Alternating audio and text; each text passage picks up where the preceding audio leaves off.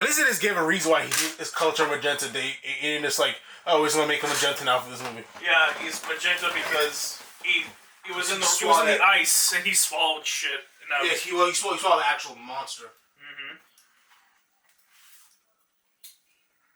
I couldn't know where huge dangerous creatures like that existed.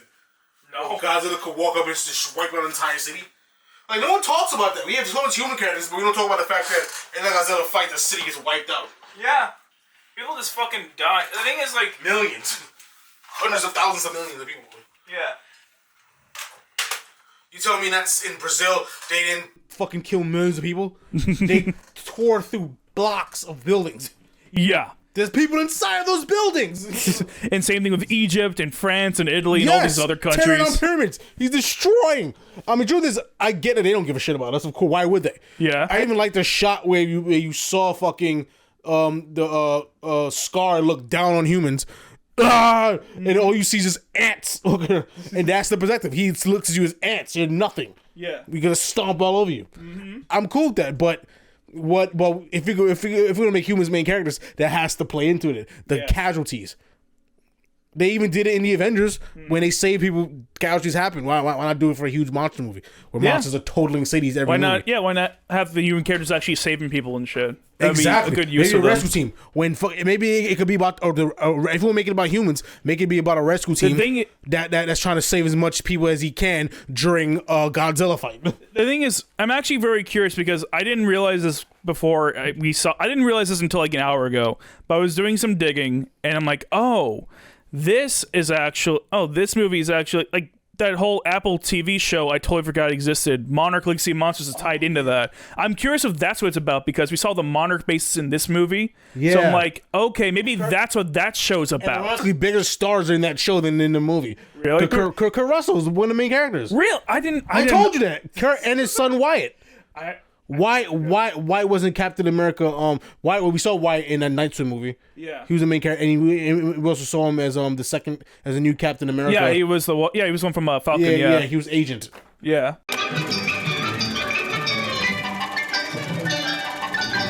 I'll show you how it's done. Shazam!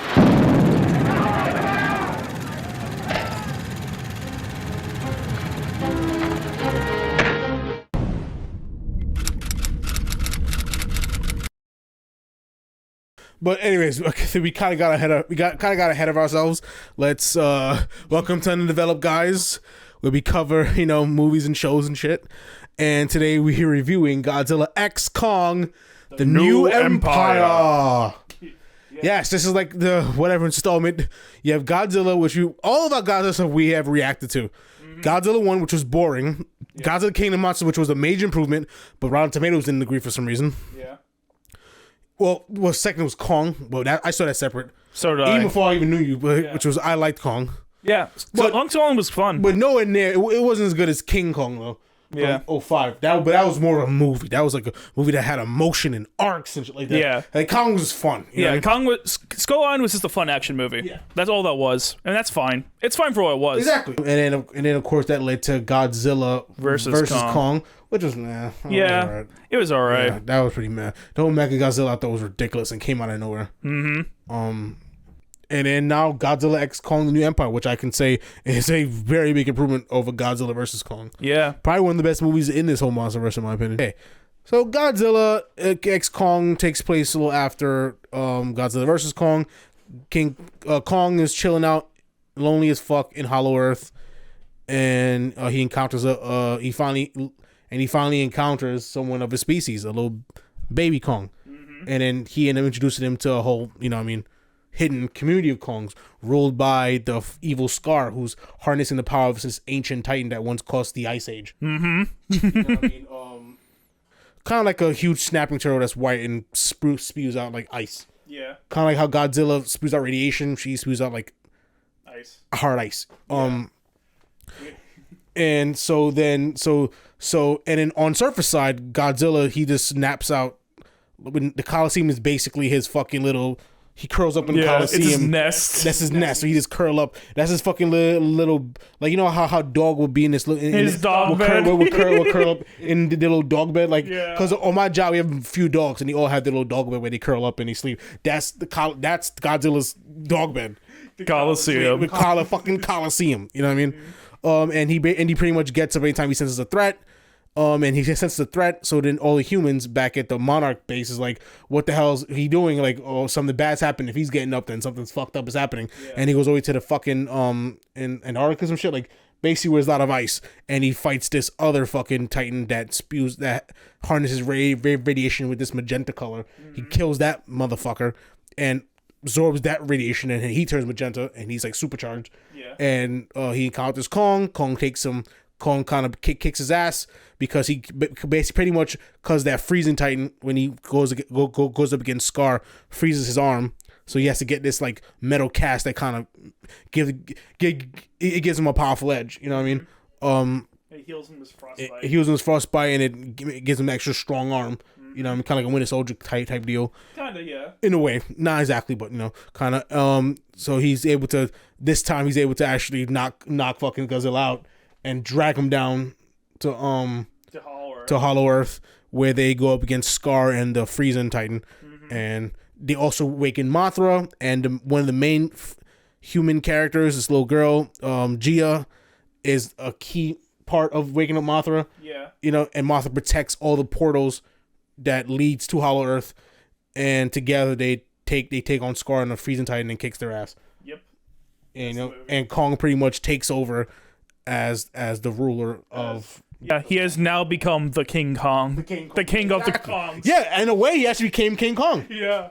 Where he's meant to be, which I like that. It's kind of his origin story, almost, in a way. Yeah, I mean, honestly, this is the first time King Kong's even used in these fucking movies. Before, like, Kong Skull Island, Godzilla vs. Kong, Godzilla X Kong. Yeah, exactly. Now he can be King Kong. Maybe next now. week's gonna be King Kong. Maybe. I'm down for that. That's cool. You know what I mean? And that's pretty much the movie. Yeah. Yeah. Overall, I actually like this better than the last one. Godzilla vs. Kong was just kind of a mess. Yeah, it was really good. Very mess. That one had way more human characters, so I'm glad they didn't bring every one of them back.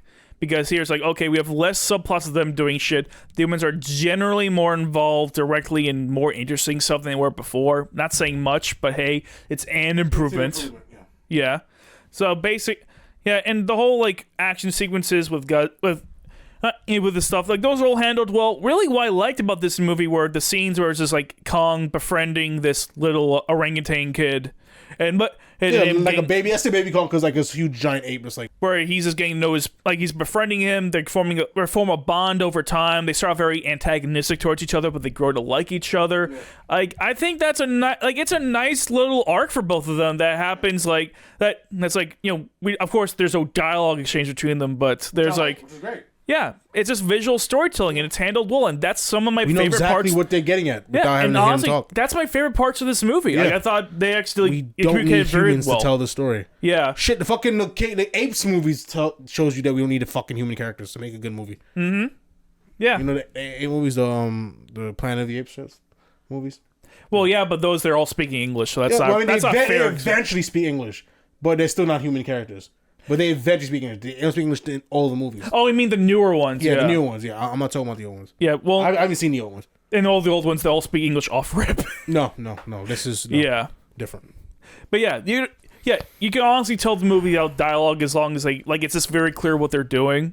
And that's what Kong and the kid were. Like, it was very clear what the emotional core was. There was like actual advancement in their plot without really getting into the nitty-gritty of things. And honestly, it made me kind of wish that Godzilla had something similar going for him, because he was just going off and fighting shit.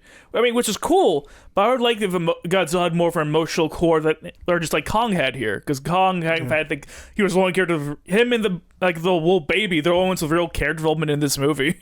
Mm-hmm. The ones who really change all too much. Yeah, I kind of like that. The rest of the movie is just, again, it's what you'd expect. Just fun action movie. Nothing particularly great, but hey, if you're wanting to see like one of on IMAX or something big like that, then sure, absolutely give it a watch. That's how I feel, at least. Yeah, pretty much. Mm-hmm. Like, Godzilla's simple. Godzilla's like, he sleeps, and if he senses a threat coming, that's when he awakens and he kicks that person's ass. His thing is way more simple than Kong's. And he goes back to sleep. Yeah. Which is fine, because man was just like that. You know what I mean? Like, yeah. It is what it is. But Kong has a lot more of the story depth. That's why he's the more interesting character. Mm-hmm. Because it's like apes, they're a little more closer to us, closer to humans, so they have more emotional. They're more... They're social creatures. They even said in the movie, they're social creatures. So they are. So it makes more sense that he would be different than Godzilla in that way. Mm-hmm. It's a simple, like, hey, territorial, fuck off my territory. Exactly. Boom. Yeah. That's what makes them a lot more, like, interesting to really understand. Yeah. Like, and we can, like, relate to them more because of that. Mm-hmm. Yeah. But, Well, how do you feel about the main villains? Like, because like they're basically just like, oh, we have a giant gorilla and a giant lizard against a giant snapping turtle and a giant orangutan. How do you feel about that? I thought it was cool. I like. I wish they actually had a real fight though. I don't feel they had a real true fight. I like that because it's not another brute like Kong. He's tall like Kong, but he's like more slinky and more like longer arms. You know, and he uses more weapons. He uses more weapons. He's more tactical, so that's a whole different style. So I wish they actually got into that and actually had him have a real fight. That would be interesting. More brute strength and power, and more like slipping and slide and sneaky. You know what I mean? I think that could have been cool, but they didn't really do too much with that. Yeah, and also this whole Titan. For some reason, at one point, I thought, was that like Godzilla's wife back in the days, and he's trying to rescue her? Like I thought that would be interesting. You know what I mean? Possibly, actually would have gave Godzilla fucking, you know what I mean? Yeah, it would have actually given him like some stakes. You know what I mean? Yeah, because they are very similar in the ways that they're giant reptiles that shoot fucking things out there. Fucking the only difference is that one is like bipedal, the other one's on all fours all the time. Yeah, because more others like exactly. Mm-hmm. Because pretty much Godzilla's like a giant Komodo dragon. Kinda, yeah. Like, you know what I mean? And like it's a giant lizard. Not more like a Komodo because they're in small arms on almost like a giant dinosaur. Yeah, because like the thing is, Godzilla's weird because Godzilla is like, I feel like the body doesn't always match the head because the head is more lizardy, but the body's always been more Komodo-y. Yeah, exactly. He's like a half Komodo, half lizard. Because like if you look at his head looks nothing like a Komodo dragon, but his body kind of does. But the other Titan, the freezing Titan, she's like basically a turtle, basically a giant snap turtle. Yeah, don't fuck with snap turtles are dangerous. They can fucking. This is the closest to Godzilla. You. This is the closest to Godzilla versus Gamera we're ever going to get. So just enjoy it. What's Gamma? Gamera is basically like another type of big monster movie, but it's a giant turtle. He fights other monsters. It's a big thing. It's a big thing in Japan. Basically, like the B version of Godzilla in Japan. But also, like, you know, what I mean, like, they brought back Mothra, because she was in the second one, and she was the only one that was on Godzilla's side. But I was in the impression she was dead. Yeah, but this one had a whole different glow to it. The other one was like a bluish glow. This one is more like a golden glow. Are there multiple Mothras in this universe? Maybe. I don't understand how Mothra works now. I don't. Yeah, I'm confused about that. I mean, I know Mothra has died and come back in like the Japanese Godzilla movies. So maybe that's what happened. I don't know. Maybe. But see, in this one, it seemed like she just always was confined in Hollow Earth, and she needed to be released. Here it was like portrayed like she's been Mothra. here forever. So maybe it's a different kind of Mothra. Yeah, I don't know. Maybe. Again, not 100%, but I'm assuming that's the case. Yeah. Either that, or it was just a big, or either Adam Wingard didn't watch the movie or didn't remember it. It's a huge retcon. Yeah, because he wasn't involved in the first 3 MonsterVerse movies. Only the crossover movies. Yeah. That's all he's done. Yeah. Yeah. Anyways, I think we've said enough. Unless you have anything else to add before we go to scores. I don't. Okay, well, let's get to scores. Honestly, I'm thinking like 75 for this. I think like a 70, around the same, like a 73. Yeah. It's not a great... It's not great, but it's definitely an improvement over the last movie. Yeah. Over most of these movies. Yeah. It's better than Godzilla vs. Kong. If you just wanted something dumb and fun, sure. I still think Kong is probably the best MonsterVerse movie. I agree. Skull Island was pretty entertaining. Like, that was one that left me the most entertained, but personally. This is probably the second. Maybe, yeah. Probably the second best one. I do think I like this a little bit more than King of Monsters. Yeah. So there's a slight edge over it. Yeah. But King of Monsters come next. I guess Godzilla 1 and then Godzilla vs. Kong, or vice versa. No, vice versa. I'd rather watch Godzilla vs. Kong than Godzilla. Yeah, it's probably one thing. Godzilla 1 was Godzilla 1. Yeah, that shit sucked. I mean, you can see my reaction. Tell like I was knocking out to that shit. I was like, I could not vibe. That's a boring movie. Yeah, I could not rock out to that at all. Movie, and again, like, if you want, like, again, like, it's not that Godzilla it's not that the problem is that it's all human characters. It's that the human characters really suck, and that's what made that movie bad. Godzilla -1 is most human characters, but those human characters are good. This movie also, this franchise almost feels like fucking Michael Bay's behind us, honestly. Yeah, like it's very the very whole Bay-esque. MonsterVerse stuff is very popcorny action flick stuff. Very Bay-esque. Very like. It's very like very stylistic. Yeah, there's not a lot of substance to anything that happens. It's just kind of stuff that happens. Yeah. Like, hey, whatever. I mean, there's an audience for that, and as long as these kind of movies are entertaining, they're harmless. Yeah, you know. But again, there are better movies like this out there. There are not only better action movies out there, but of course, there's also better Godzilla movies out there. Like Godzilla -1. Yeah, that one actually has a definite complexity to it, at least to an extent, way more than this or any of the MonsterVerse stuff, really. Or anything, well, any of the American Godzilla stuff at all, because the 98 movie sure as fuck didn't. Anyways, I think that's all I have to say tonight. Please make sure you support your local movie theater. Go see good movies in theaters. Anything you want to see, go give it a shot. Whatever. Support movies. People need to be on the theaters more, and of course, like, subscribe, on all that stuff. We'll be seeing you next time for some more content dropping real soon. See you guys.